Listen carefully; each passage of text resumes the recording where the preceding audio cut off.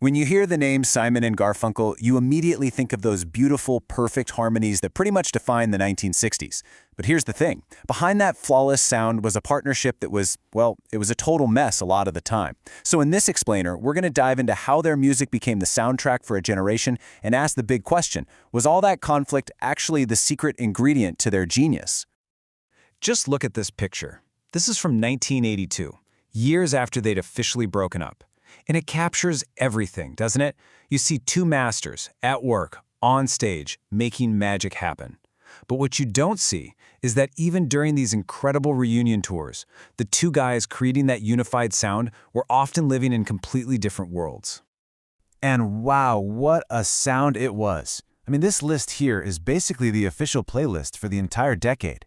The Sound of Silence, Mrs. Robinson, Bridge Over Troubled Water, come on. These weren't just pop songs. They were these massive, Grammy-winning anthems that captured everything people were feeling back then. The hope, the loneliness, all of it. Okay, so to really understand why it all ended, we have to rewind all the way back to the beginning. So how did these two guys even meet? Well, their story doesn't start in some fancy recording studio. It starts in a schoolyard in Queens, New York. It all kicks off in 1953. They're just kids, but they connect over this shared obsession with rock and roll, especially the harmonies of the Everly Brothers. By 1957, they're calling themselves Tom and Jerry, and get this, they actually have a minor hit. But then, high school ends, they go their separate ways, only to find each other again in '63, right when the folk music scene was exploding. And you can really see the transformation here. On one side, you've got them as Tom and Jerry, super clean cut, looking like they're headed to a sock hop. But then on the other side, that's the duo reborn. They started playing folk clubs, got signed, and suddenly their sound was more serious, more poetic. That's when they became Simon and Garfunkel. But just because they had this cool new identity, it didn't mean success came easy. In fact, their first album as Simon and Garfunkel was a complete and total flop. Their big break? It was a complete accident. A bizarre twist of fate that they had absolutely nothing to do with. 3,000. That's it. That's how many copies their first album, Wednesday Morning 3 a.m., sold. It was such a bomb that the duo was just over. They broke up. Paul Simon took off to England. Art Garfunkel went back to college. As far as they knew, the dream was dead. So, what happened? How on earth do you go from a 3,000-copy failure to being one of the biggest acts on the entire planet? Well, it's seriously one of the most unbelievable stories in music history.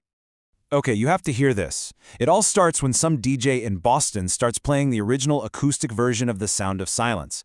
College kids love it. So their producer, Tom Wilson, gets this wild idea. He adds electric guitars, bass, and drums right on top of the acoustic track. And here's the kicker. He does it all without even telling Paul or Art. The song gets released, and boom, January 1966, it hits #1. Can you even imagine? Paul Simon's living in England when he finds out he has the #1 song in America. And his first reaction when he hears this new version? Total horror. He had no clue his quiet little folk song had been turned into a massive folk rock anthem. But hey, it worked. It made them superstars overnight. So that crazy accidental hit basically kicked off their golden age. Suddenly, they were on top of the world. But as you've probably guessed, the bigger their public success got, the wider the cracks in their private relationship became. The real game changer was when director Mike Nichols used their music for his movie, The Graduate. The soundtrack album plus their own album, Bookends, just launched them into the stratosphere. Simon and Garfunkel weren't just a folk act anymore. They were a massive cultural force. And of course, the awards started pouring in. At the 1969 Grammys, Mrs. Robinson did something incredible. Look at this. It became the first rock and roll song ever to win the huge Record of the Year award. That basically cemented their place in music history forever. But this is really where you see them start to pull in two totally different directions. On one hand, you have Paul Simon, who is laser-focused on the music, the songwriting, having creative control. And on the other hand, you have Art Garfunkel, who's getting really interested in acting. He starts taking movie roles, and his long absences from the studio started causing huge delays and a ton of friction. All of that tension finally came to a head while they were making their final album. In a crazy twist of fate, it would become their greatest masterpiece, but it would also be the very thing that broke them up for good. I mean, just look at the absolute dominance of this album. 10 weeks at #1 in the US is one thing, but an insane 35 weeks at #1 in the UK, over 25 million copies sold, Bridge Over Troubled Water wasn't just an album, it was a worldwide event.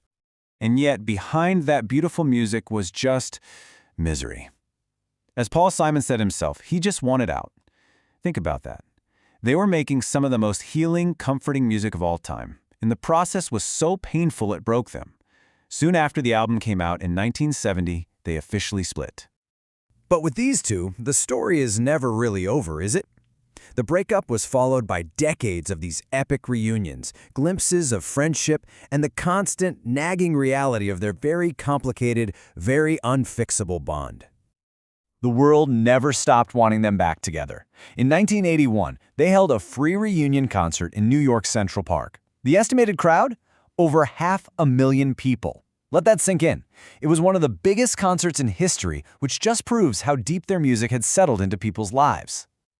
That concert led to a massive world tour, and every night they'd get on stage and create that perfect, seamless harmony you see here. But the reality backstage was the complete opposite. It was all a beautiful illusion, because reportedly for long stretches of the tour, the two of them didn't speak to each other at all. You know, maybe Art Garfunkel himself summed it up best with this quote. It's so brutally honest, and it perfectly captures the whole paradox of their relationship, right? This deep love that started when they were just kids, buried under decades of rivalry, resentment, and, well, you know. Which brings us to this final, fascinating question. Could you have had that heavenly, perfect sound without the messy, tensed, imperfect relationship behind it? Is it possible that the conflict wasn't just something they overcame to make the art, but was actually a necessary ingredient for the art? It's definitely something to think about, isn't it?